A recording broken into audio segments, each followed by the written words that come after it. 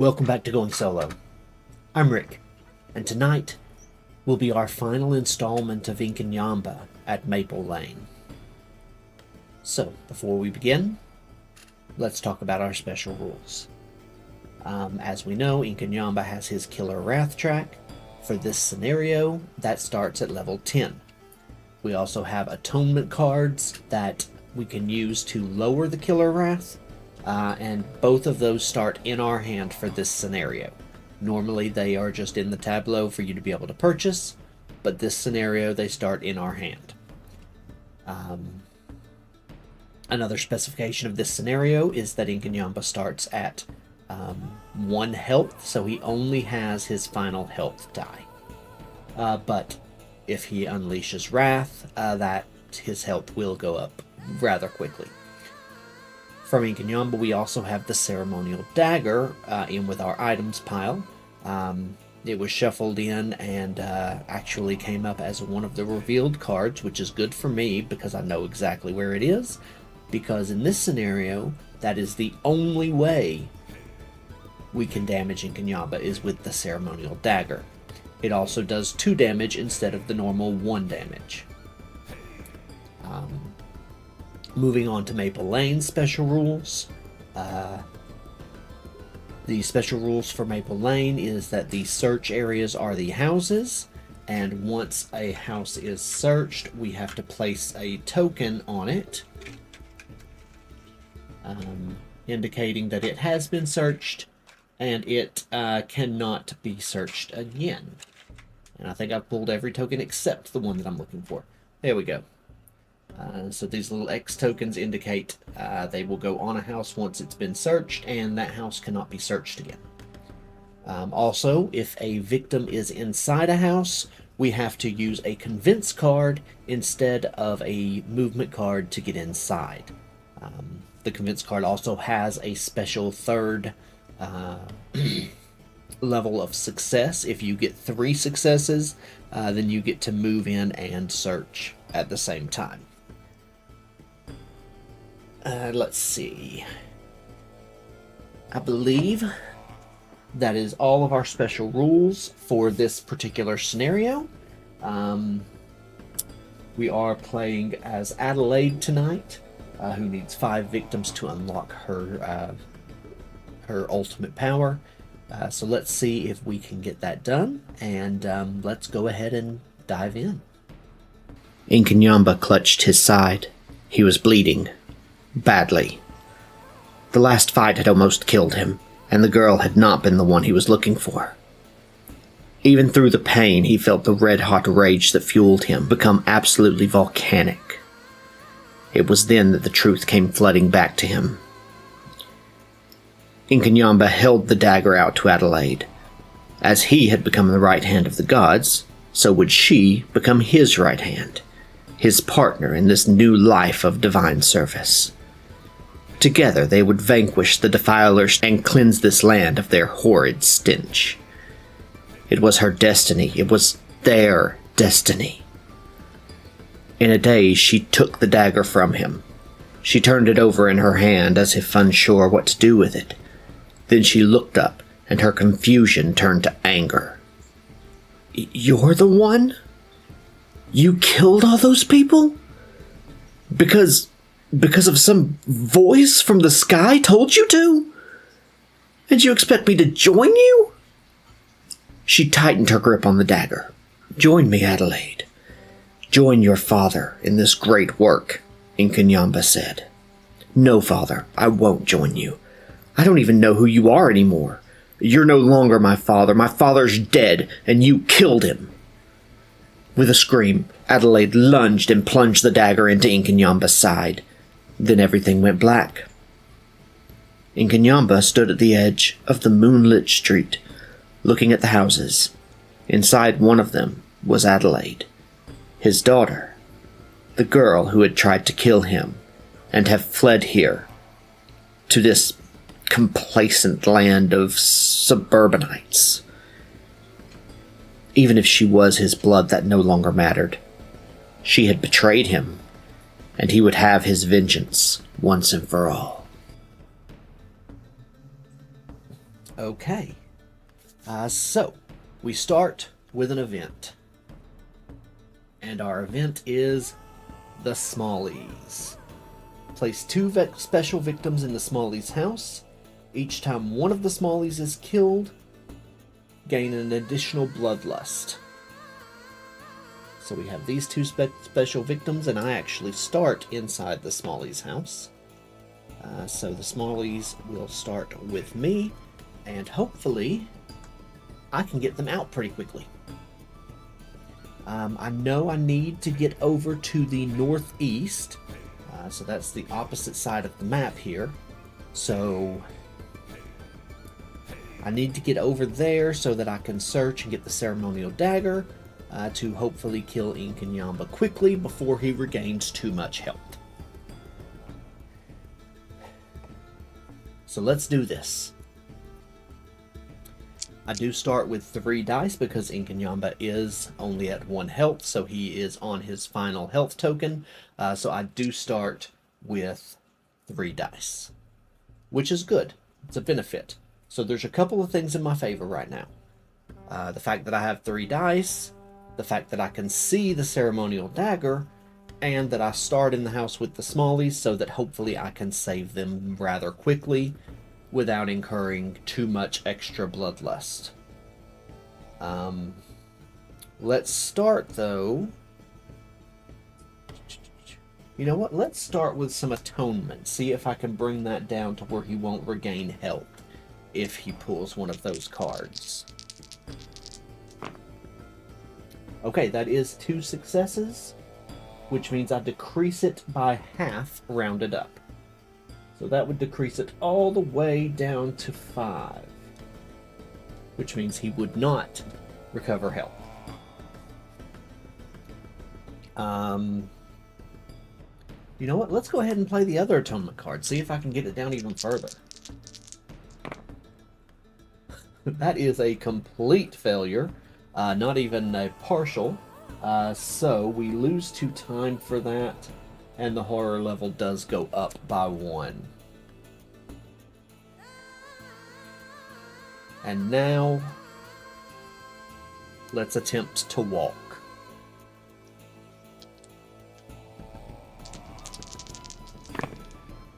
One success, so I get to move 1 space, and I lose 1 time for that. Oh. Okay. Just gotta do it.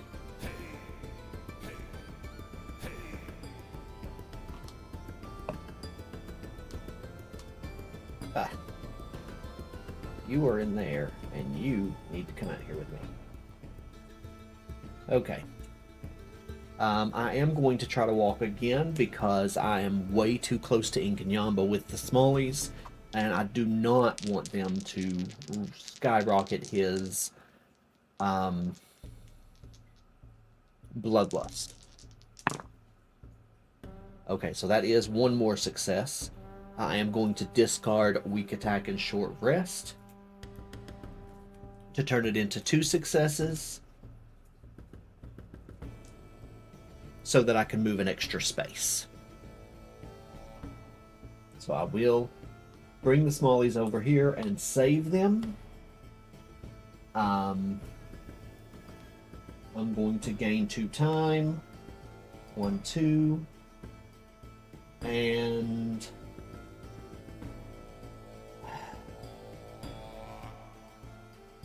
gain 2 more time so that I can purchase some stuff. Now I did have 1 extra move when I left here, so we will move back over here to this space because I need to get over to that northeast area there.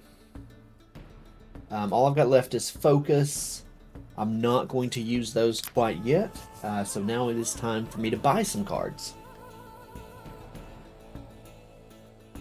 Alright, I'm definitely going to take a sprint card. I'm going to need a search card. And I think another sprint card. So that hopefully I can get over there quickly. And that brings us to Inkanyamba's turn.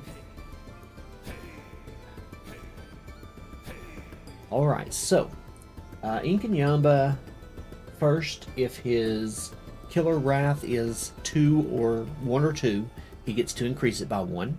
It's not, so he does not increase it. And then if there's anybody in his space, he gets to attack. But there's nobody in his space. So we will draw the first terror card, which will be... They just got hit by a car. If there are no victims in any street spaces, discard and draw another terror card. There are victims in street spaces. One victim in a street space of your choice is killed. So let's go with...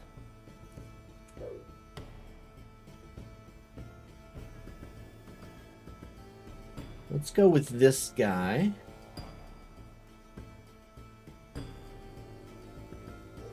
So, Bloodlust goes up.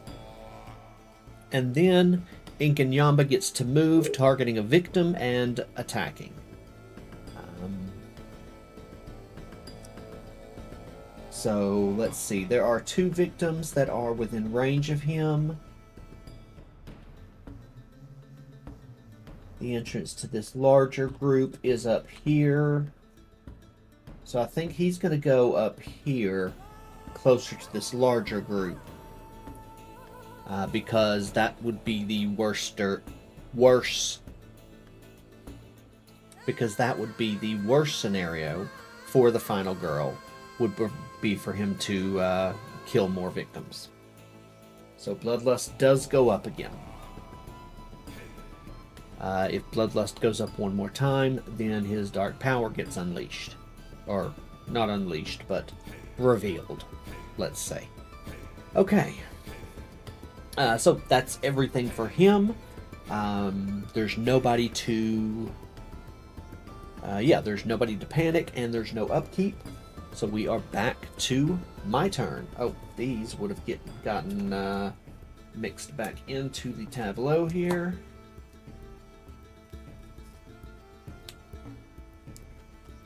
Okay.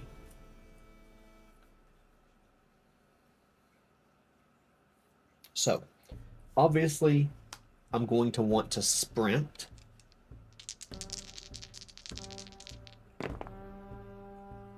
Two successes. So I lose 1 time, and I get to move 3 spaces. 1, 2, 3.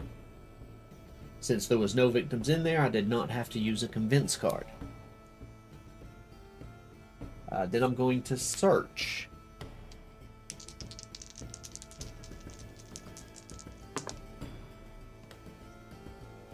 No successes there. But that's not acceptable. Because I really need that dagger.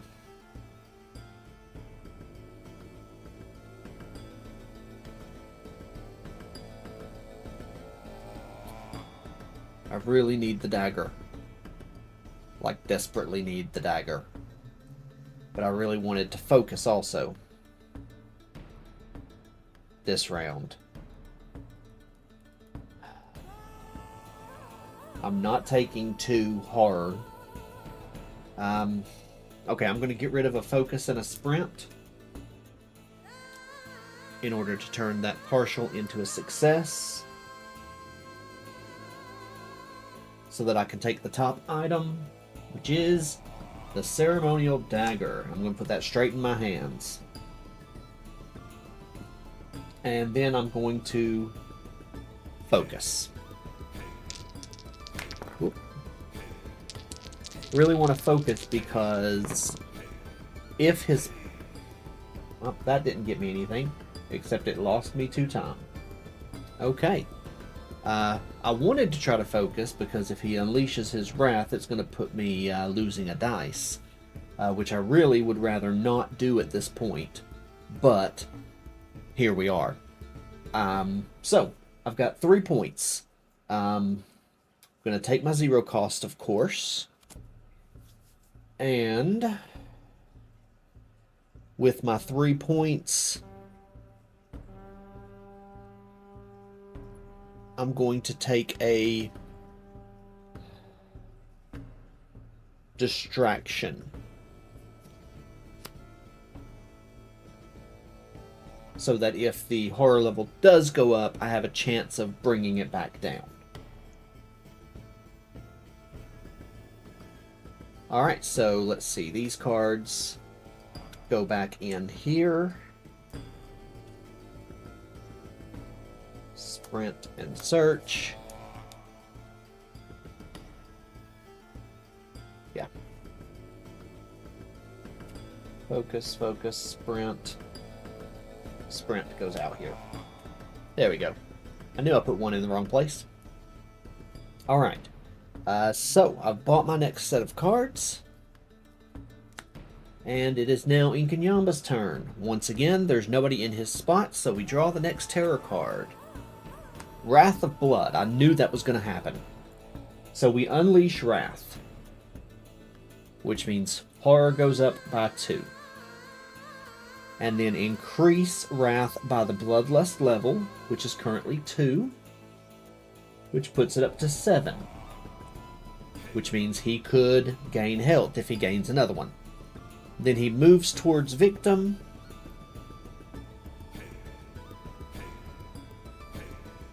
And kills. Which means Bloodlust goes up, and our dark power is revealed, which is Feast of Anger. Whenever Wrath increases, Inkanyamba recovers health. He recovers a heart whenever Wrath increases. Okay. Not great. But it is where we are. So, he still only has 1 hit point unless there's hearts under his final health token. Okay. So now it is the panic phase. We have 2 victims to panic. Let's see, a 1 and a 4. One of them runs. The other one stays behind.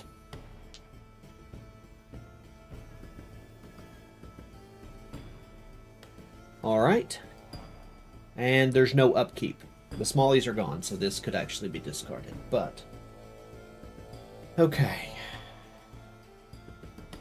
So that brings it back to my turn. I would really like to get a Furious Strike or Retaliate or something at the end of this. But right now, I only have 2 dice. So we are going to start with a distraction. And hope that I get at least 1 star. I didn't. I don't really need the short rest. So I'm going to discard it and a walk to turn it into 1 success. And that also gives me an extra time. And that gets me back up to my 3 dice. And then I'm going to walk.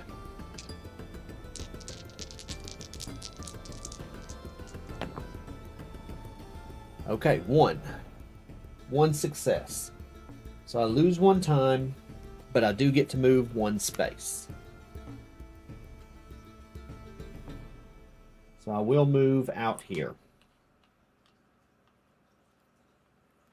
And that is going to end my turn. I wish I could have brought Wrath down, but he might gain a heart. Probably 2, because if he gets another unleash, he gains another health. All right. So, but I've got 6 time. So I am going to take a Furious Strike for 4. And I've got 2 left, so I'm going to take a sprint.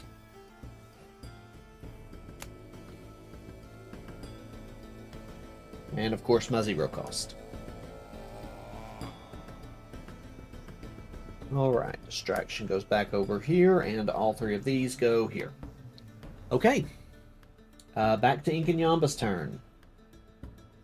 First he kills this victim. Bloodlust goes up. Then he draws a terror card. Please don't be another Wrath. Outrageaholic. Every time Wrath is increased, increase it by an additional 1. And that also gave him an extra 3 health.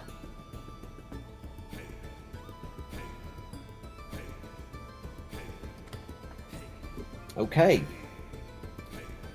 He didn't gain any base health, but he's got his minor dark power health now. Okay. So that brings us, let's see, there's nobody to panic and no upkeep, so that brings us back to me. Let's start with a focus.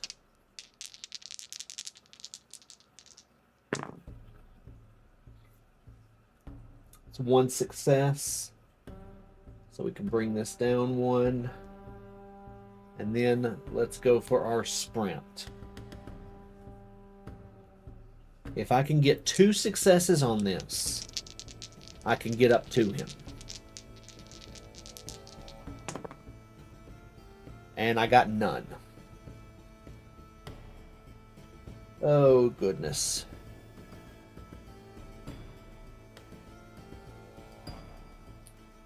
I think I'm just going to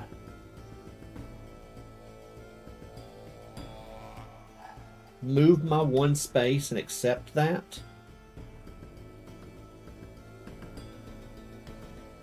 He could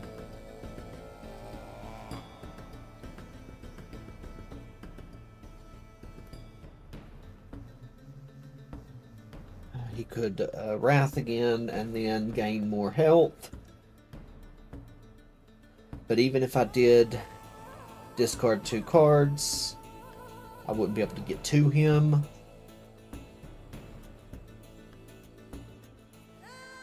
But maybe going here.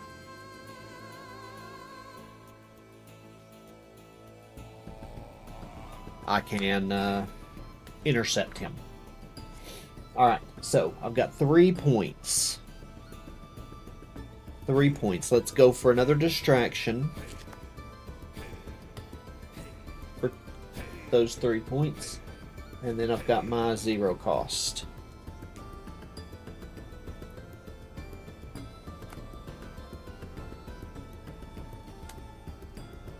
Alright.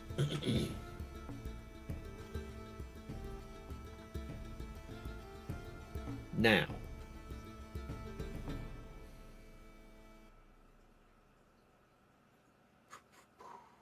I think, yeah, that brings us to his turn.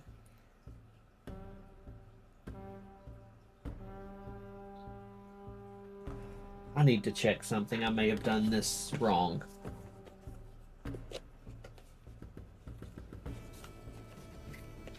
Does the minor dark power negate being down to 1 health token?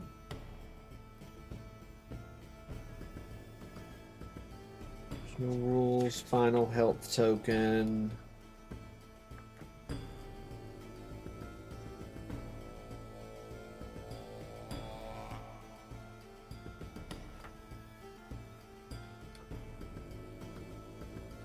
Minor dark powers.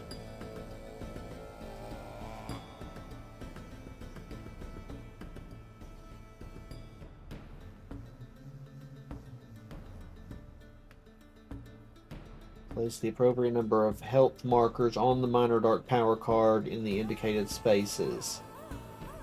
Oh, it doesn't say. It probably does. So I should be down to 2 dice. So I'm going to take a dice away. Okay, anyway. It is Inkanyamba's turn now. So there's nobody in his space for him to kill, so he'll draw a terror card. I said don't look back. If there are no victims in exit spaces, discard and draw the next terror card. Yep, no victims in any exit spaces. So we go to we are all gonna die. Victim targets victim, or Inkanyamba targets victim, moves, kills,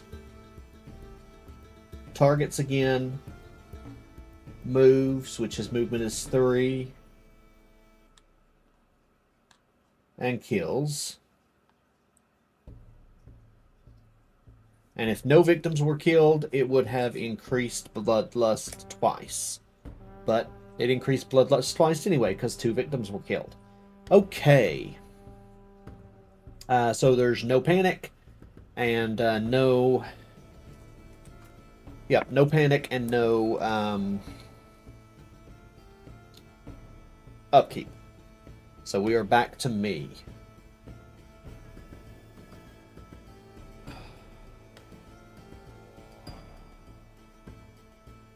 Alright, let's start with a distraction, which is 1 success. So I gain a time, and the horror level decreases.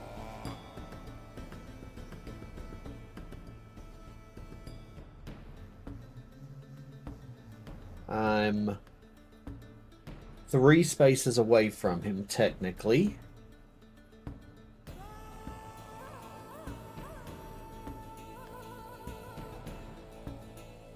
So let's walk. Hopefully I can get a double success here so I can move an extra space. No, that's a failure. So lose 2, lose a health to move 1 space because I really need to get to him. Then we're going to walk again.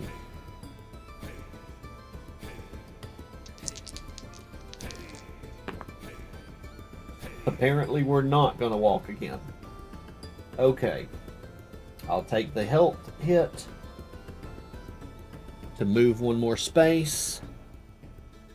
And then I'm going to short rest. Now I get 2 successes. Okay. Well. At least I got some health back. Okay, so I've got 3 points. I'm going to take a guard for 2 and a close call for 1.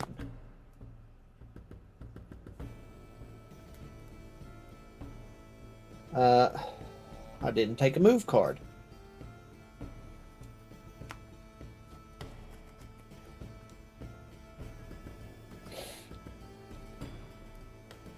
So I guess I'll put the guard back and take a sprint instead.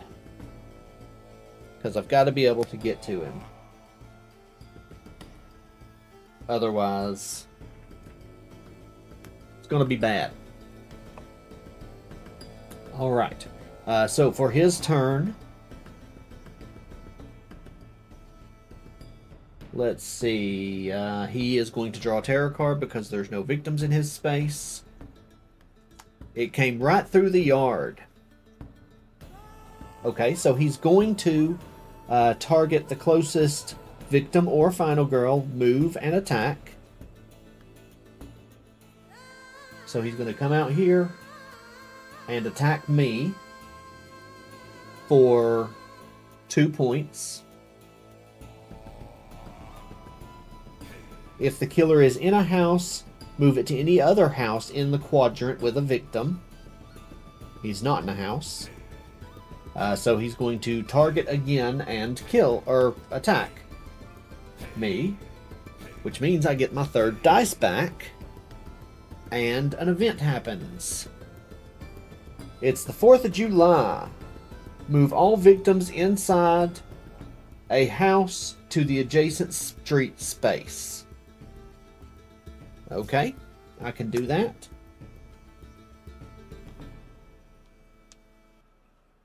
So everybody comes outside. But the good thing is he did not unleash, which means he did not gain more health, which is very important right now because I think I can win this. At least I hope I can win this. Okay. And I do get the 3 dice. This counts for 3, or for 2, instead of 1. Okay. Anyway, there's nobody to panic and no upkeep, so we move on to my turn. Here we go. I'm going to... Ugh. If I only get 1, I die. This one, if I get none, I die.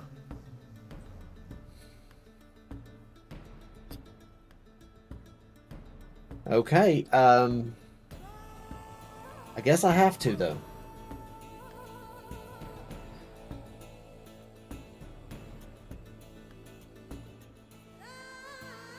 We're going to attempt a Furious Strike. If I only get 1, it ends my turn right there.